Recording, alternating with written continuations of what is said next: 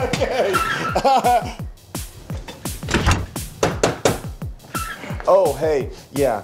No, it's really just for the comics now. So I'm sorry. We got. Okay. No, you can't come in. Okay. Hey, come here. There's a bunch of comedians hanging out with some friends. You're not supposed to be here, but if you're cool, you can come and hang.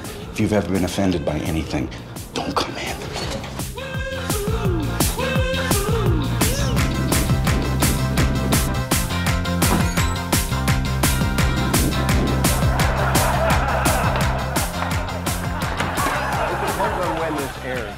If it's after Armageddon, we're fucked. As long as you just don't look at too much on the internet and you don't watch the news, you're usually in total bliss. That's why I say the best thing to do is just watch animal porn on the internet. Were you not hopeful that there would be change with Obama in office? We love magic, man. We don't like talking reality. That's why I never really fell for the whole thing. We like that's why people think ancient dishwashers have predicted the end of the world in 2012, man. I don't believe in that. Ancient dishwashers. The apocalypto, goofy little short dude. I don't believe in it. You feel this though? You feel this. It's just like, ooh, because I said ancient dishwashers. But let's be honest, that's some funny shit. But but predicted the end of the world. Bob, you got a fucking joke about something about the end of the world, nigga? Jump in, Roseanne. I don't know. I hate hope.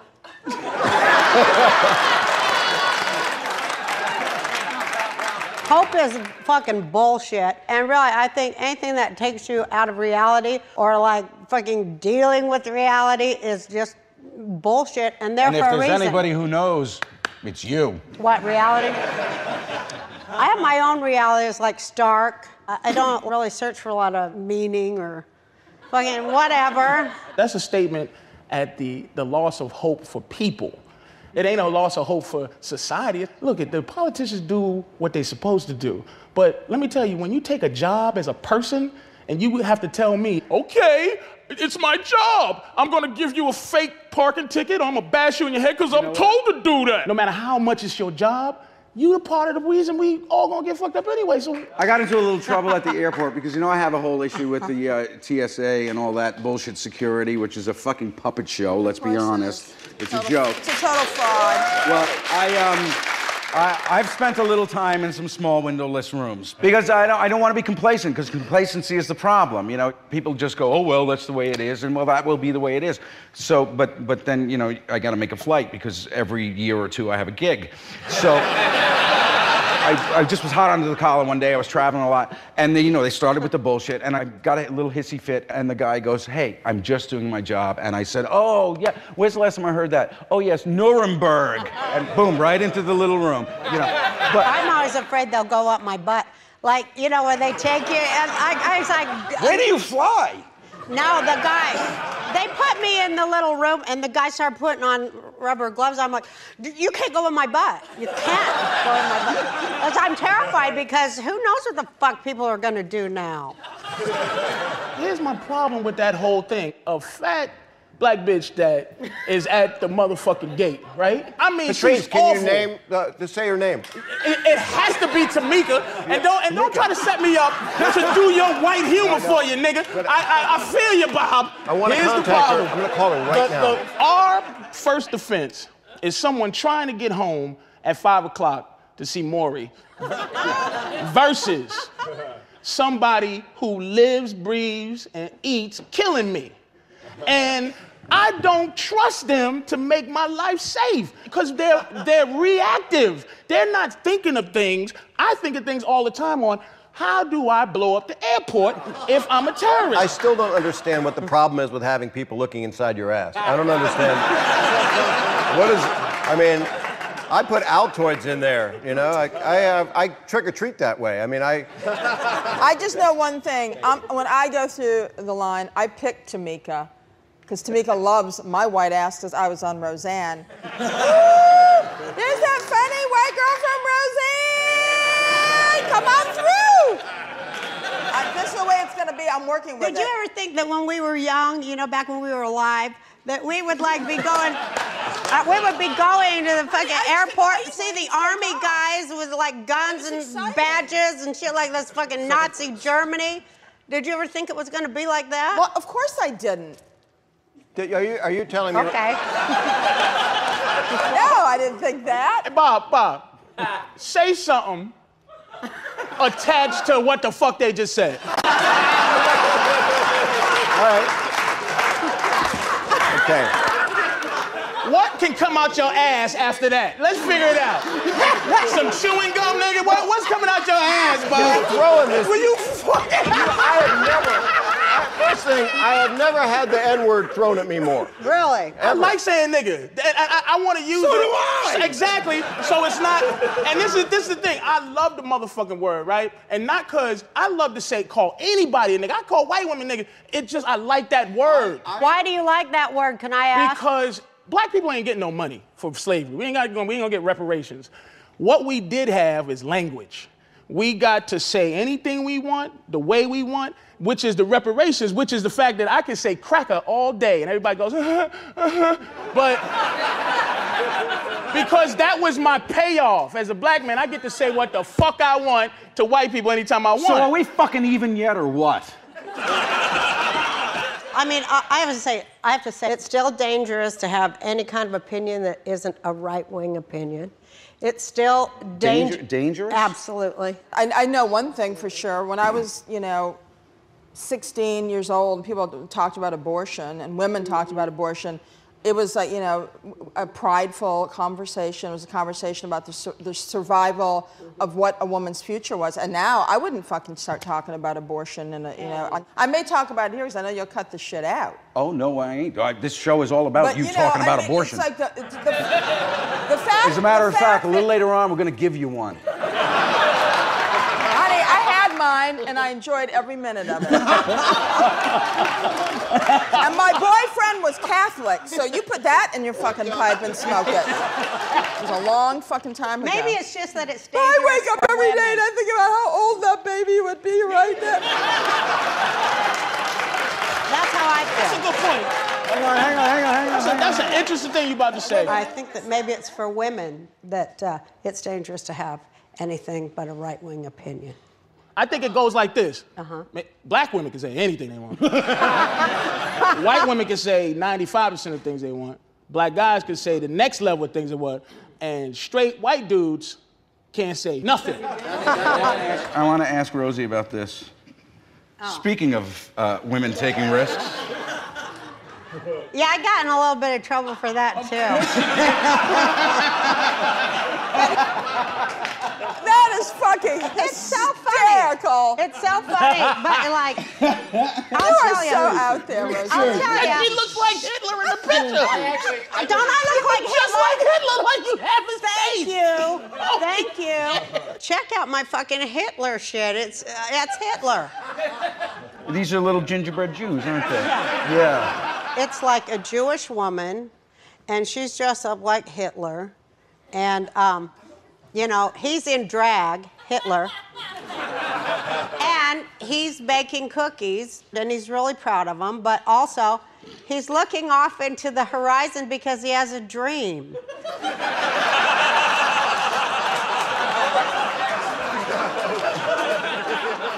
It was for Heeb magazine. It was their Germany issue. And who better a symbol of Germany than Hitler? And now, what did your detractors have to say about this? Oh my God, you don't want to piss off Jews. Even if you're a Jew, don't piss off Jews. Nobody pisses off Jews worse than Jews. Yeah, all Jews hate each So other. That's Jews true. went crazy over this, understandably. Yeah, and I don't see understandably. It really pissed me off because they're like, you're making fun of the people in the ovens. Well, I'm not making fun of the people. You kind of are, though. I kind of am not. I mean, let's be Why honest did you here. say Only that? thing would have been worse if you made the cookies skinny. Wow.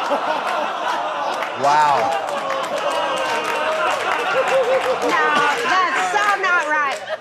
Can I finish up? Yes, please, Okay. please. Also, there's another deeper layer to it. you know, just the everyday. I mean, moving off of this Holocaust, there's been about 50 of them since then. That's what I'm kind of trying to say is like, Jesus Christ, it's so fucking everyday now, Holocaust. It's like baking cookies. Well, and well, you know, it really shit. is. It really is. Fuck yeah. That's beautiful. Were you not aware when you were doing this that that's not what people would be thinking? That this Roseanne has enough faith I don't give in a humanity. fuck what people think. Well, That's what's it. that?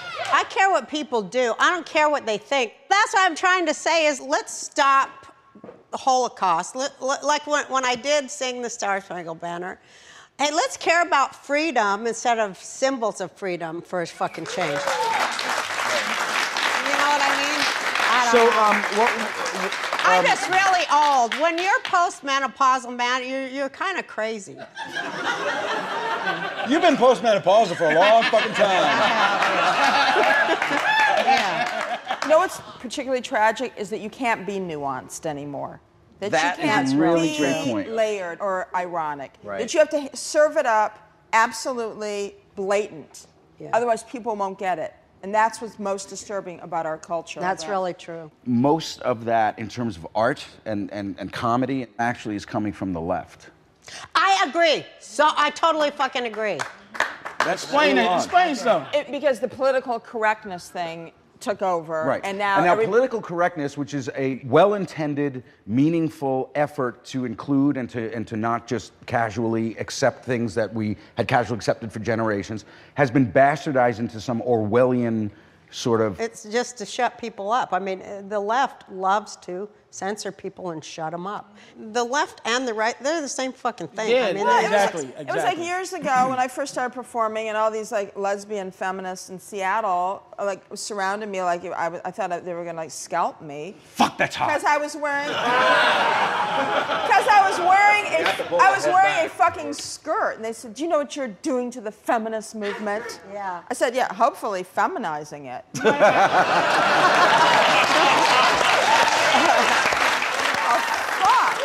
Now, you mind if can I ask Roseanne and Sandra if it's better now to be a woman doing comedy than it was when you started? It's easier for me. Well, I think it's easier for everybody to do comedy now because it's just Really? Right. Yeah, because once again, we're back to just at the common denominator of total stupidity. Because nobody wants to do the work, but you know, anybody can just get up now and fucking do the shit on a reality show. And they're fucking applauded like they've been out there doing this shit for 30 years. I don't think there's anybody sitting here who didn't, you know, at 5 years old know that this is what they were gonna do. I mean, One of the nice things that Richard Pryor said to me, which affected me a lot, was, how old were you when you knew you were funny? And I said, I was 4. And he said, yeah. I mean, he said it at the same time that I said it. He said, yeah, but 4. You're born to do it. You don't have any choice. I remember seeing Richard Pryor when I was a kid on Ed Sullivan. When I saw him, it's like, I just got it. I got that he was inside the stereotype. Right. I got that he was right inside it and pushing out. People ask me who my favorite comedians are is Richard Pryor and George Carlin, and I didn't look at them and go, that's what I could do. Right. I looked at them and said, I'm funny, but I can't do that. But you know what? Now people watch comedy and go, shit. They also inspire. I can do that shit. I was hilarious till I started doing comedy, man. I hear that. Comedy I do took hear that. all my funny away, man. Let me ask you this. Is it the commerce that did it to you? It's the fact that I had to pay a bill and the fact that when I first started, I used to care about whether this guy laughed, this guy, or this woman. But then as I got my first compliment on my first paycheck or whatever, I started to use people. You talking about in a business sense? Like if I think somebody isn't here that could do something for my career, I'm using these people to show you how funny I am to get what I want as opposed to really loving them. But I'm trying to love the people again. That's what made me start comedy. So at what point did you realize that had happened to you and you decided to When I got stop it? suicidal. When I was sitting there broke, this is back when Burger King first came out with 99-cent sandwiches, and I had 2 of them on my stomach, 1 in my hand. And if I had a gun, because I came from the first time I ever did the Aspen Comedy Festival, I killed so hard I was scared I was gonna be famous and shit. And then it didn't happen like I wanted it to happen, and I got disappointed, and I said, fuck it, I'm gonna just do what I do, which is why motherfuckers don't know me from a goddamn home. You heard the claps. Roseanne, wow! Wow! Whoa! We should be wooing. Well, what about your material, man? You're feeling good about that? Yeah. I love that. I love being able to say anything I want. I had to learn to stop caring about people not laughing. Because the idea of comedy, really, is not everybody should be laughing. Right. It should be about 50 people laughing and 50 people horrified. Right. You know what I mean? It's supposed to be people that get it and people that don't get it. People, for some reason, the people who don't get it have a lot more energy to say you suck harder than the people who love you. And we only hear the one person that looks at us with hatred. But they usually also get up in the middle of your show and say, fuck you, and walk out. I've had that. I heard and that I you actually did fucked that someone. in the. I heard that Sandra. One of my favorite stories is like Sandra. I heard in the Catskills that you were on stage and it was all old Jewish people. Well, no, they told me it was the singles weekend at the Concord. When I went in later, it was the story they tell everybody because it's so legendary. And some old guy, he's about 80, he says, say something nice, Sarah. He thought she was fucking Sarah Bernhard. And she looked at him and you said, eat my pussy. Which I think's great. I did? Yeah. She went, oh my goodness. I blocked that one out. Patrice, you have to stop worrying about your careers. Because you always I've say, stopped worrying about it. It's done. Mini-me. No. Vern I'm Troyer. 40 with high blood pressure and diabetes. I'm finished. I'm the oldest dude doing this show, man. You're not. You're fine. Vern Troyer is going to do another movie, Mini-Me. If he can get shot out of a cannon into a vagina, you're going to work the rest of your life. Here's the funny shit about Bob. He leans in like this shit's poignant. Let me tell you something about vagina, son. Bob, just finger something already.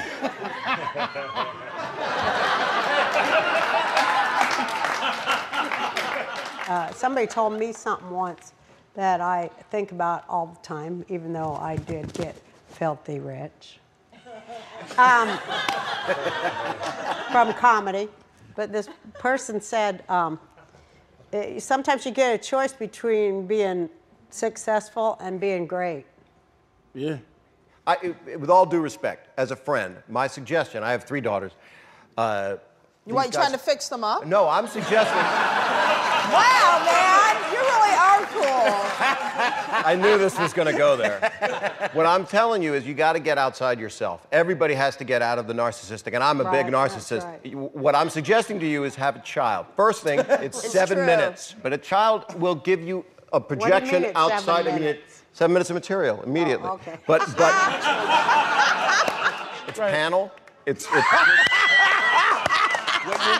What you need to do, though, is get outside yourself. They do bring Congratulations, They Mr. give you Saget. It's a type 20. Don't say tight about my child. But I'm saying if you get out of yourself and not make it about you and have a kid is a thing that does give you hope. Bob, I have 3 noble, I understand what you're amazing, saying, but it also makes people. you go, when they go, Patrice, you want to do Celebrity Fit Club? If I have a kid, I go, yes. If I don't have a kid, I go, nah. By Celebrity Fit Club, Patrice means Full House.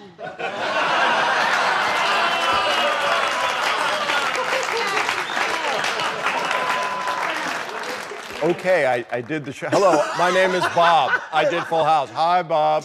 And it's Okay, just, no kids. Good question, Bob. You have no children. Do you do Full House and do you do America's Funniest Home Videos if you didn't have any kids? And I'm not disrespecting, but I'm asking you that. Do you want the answer? Yes. The first thing I did, it took me 8 years of hosting at the Comedy Store and the Improv in town and working clubs and trying to get a job. And then the first thing I got was a Richard Pryor movie, Critical Condition. I went and did that and then never thought I'd work again. I did just have a baby. And I wanted to be on a sitcom forever. And the producers of it saw me in the Richard Pryor movie, Critical Condition, and that's why they hired me. So I wanted to be on a sitcom. So the answer is, would I do it over again? This is the path. You go through the doors that open. And if a door doesn't open, you can't push on it because you're fucked. Yeah. So, you know, I would play the gay father of 3 again. Fair enough. Fair enough. Not Were now. you gay on that show? You weren't gay on that show, were you? No, I lived with 2 men in San Francisco. I was not gay. I don't judge people in Hollywood that do anything, because you just don't know, man. If Steven Spielberg says, hey, you're going to be in Jaws 12. If you get a call from Steven Spielberg and he says you're in Jaws 12, you're going to be chum.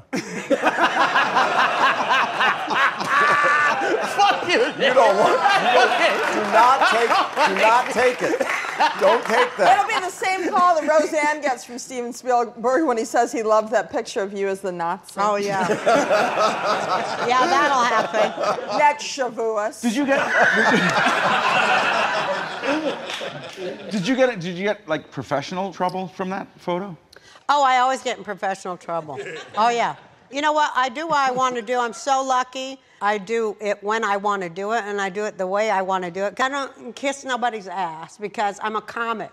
I have to spit in their eye, so when I get up there, I mean, they don't never invite me back again, but fuck, that's how it is. When you say that, though, what does that mean to you? Like, I got to meet the mayor of Jerusalem, and I was starting shaking, you know, and I knew I was going to do it. And, you know, part of me, too, is like, you're going to get in a lot of fucking trouble. Keep your fucking big mouth shut, because I have that. We all have that, right? Don't fucking do it. Just shut your mouth. But for once in your fucking life, just go in there and be gracious. Like, fucking just be nice and gracious. Keep your fucking mouth shut. Oh, my God. But then I was like, I know I couldn't. And I just couldn't, because I'm a comic. But you still pulled off Icon, though. Well, I want to say what I said to him because I'm so proud of myself. Right. He was overlooking the Dome of the Rock and the mountain, the whole thing. The whole fucking thing's about a piece of real estate that big. That's why there's hundreds of wars for millions of years. Yeah. And I said, how come we can't share that with Arabs and stuff? Oh, shit. And he said, he goes, well, that's what we're supposed to do after the Messiah comes. I go, he's not going to come till we do it, don't you think? And, you know, I mean, it was cool, because then I was like, and I was all shaking and sweating and stuff. And I mean, I shake now when I think about it, and my knees were shaking, but I was like, that's what you're supposed to do, I guess. You went crazy on Fox News. I have several times. On your blog, especially. Your award-winning blog. Yeah. What was the award it won? I can't remember. It was the most incoherent blog ever. Is that right? Yeah. Really? It won most incoherent blog? Yeah. That's great. No, Yeah. That's an honor from AOL. She was also voted best Nazi chef on the Food Channel.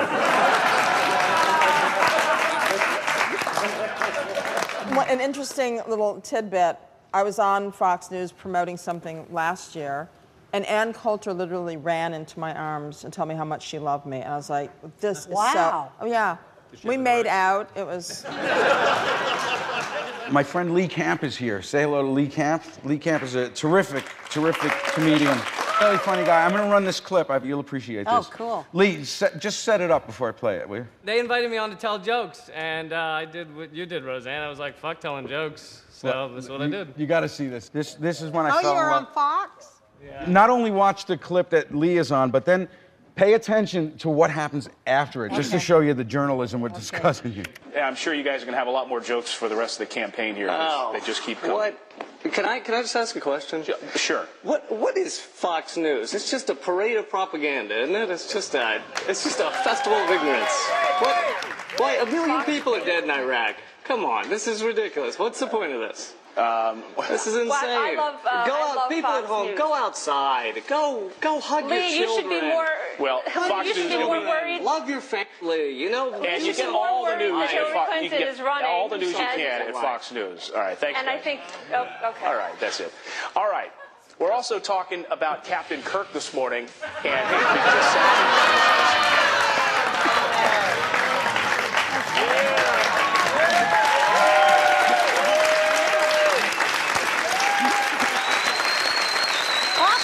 How much do we love Lee Camp? What happened after it? To go over some of my hate mail real quick, Oh, because boy. it's great.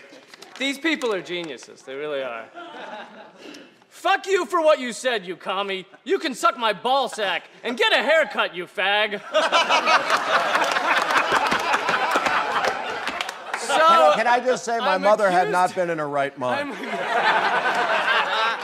I'm accused of being a fag, but he's asked me to suck his ball sack. So that's something. This one said, at least Hitler didn't sit on his hands. He got to killing his enemies, as America should, starting with traitors like you coward bastard. All you want to do is talk your bull, asterisk, asterisk, asterisk, asterisk. So, praising Hitler, he's gonna murder me, but he self-censored the word shit. It's also an odd way to compliment Hitler. He didn't say Hitler's a good man. He just said he didn't sit on his hands. So it's like, you can call him a mass murderer all you want, but I will not sit here while you call him lethargic. Lee Cat, huh?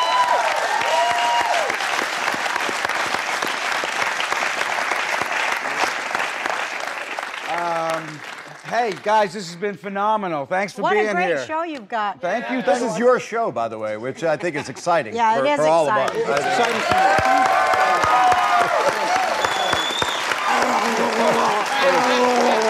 Stroke the shaft. I'm gonna tell you, I'm happy about that too. Wait a second. I'm happy about that too, because Provenza got nigga luck, and if he get a show on TV, I know I could get one on television.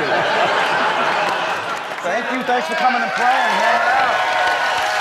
Roseanne Barr, Patrice O'Neill, Sandra Bernhard, Bob Saget. Ah, you guys are shoving me out. Come and hang out with us again, all right?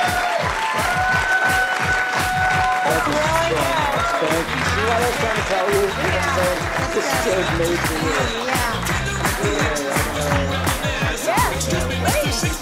It would be fun.